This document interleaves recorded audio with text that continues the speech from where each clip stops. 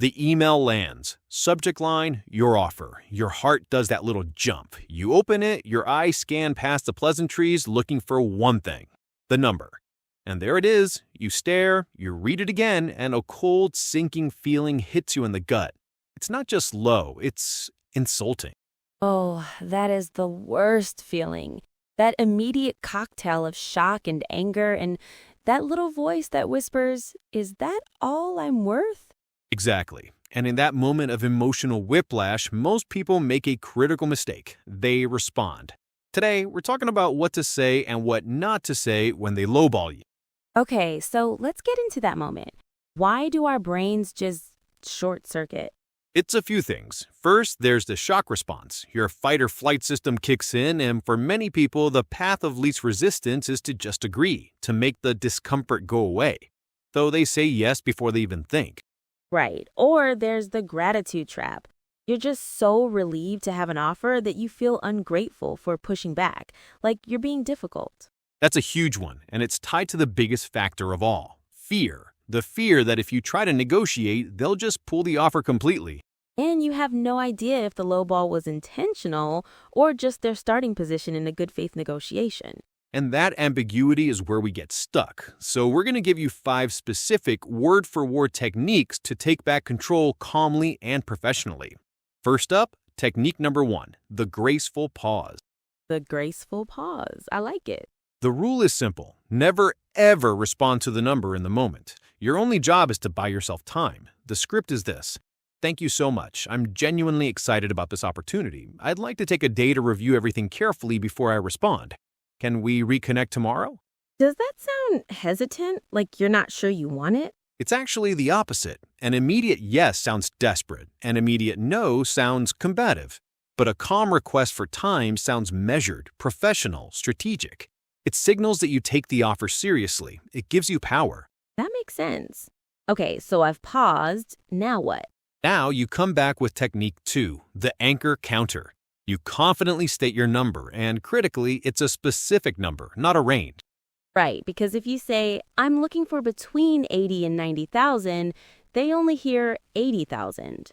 Every time, you're negotiating against yourself. Instead, you say, I've thought about this carefully, and based on my experience and the full scope of the role, I'm looking at a salary of $95,000. Is there flexibility to get there?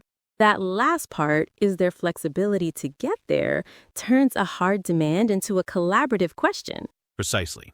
Now, to make that even stronger, layer in technique number 3, the market reality. This is how you justify your number using external data, not personal need. This is where you bring your research. Yes, you never say, I need more because my rent is high. You say, based on market rates for this type of role and my level of experience, the range I'm consistently seeing is between $90,000 and $105,000. With that in mind, I'd like to be at 95. So you introduce a range to show you've done your homework, but your actual ask is still that one solid number. You're not just asking, you're educating them.